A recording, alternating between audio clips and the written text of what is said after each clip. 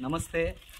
जिल्हा परिषद प्राथमिक शाळा पंचमनगर आलकुडियस या शाळेमध्ये माझी वसुंधरा या अभियानाअंतर्गत आज आम्ही प्लॅस्टिक मुक्त पर्यावरण, प्लॅस्टिक मुक्त शाळा आणि त्या प्लॅस्टिक मुक्तपासून पुनर्वापर हा उपक्रम आम्ही आमच्या शाळेमध्ये आयोजित केलेला आहे.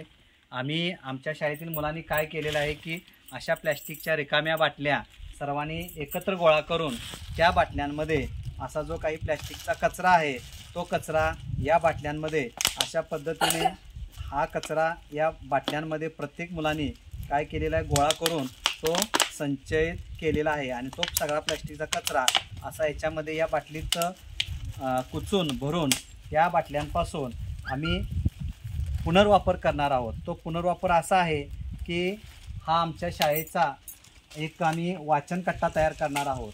इथं वडाचं एक खूप सुंदर असं मोठं झाड आहे आणि या झाडाभोवती आम्ही अशा प्लॅस्टिकच्या बाटल्यांचा विटा म्हणून वापर करून आम्ही या वडाच्या झाडाभोवती आम्ही प्लॅस्टिकच्या बाटल्यांचा वापर करून एक छानसा असा आम्ही वाचन कट्टा तयार करतोय.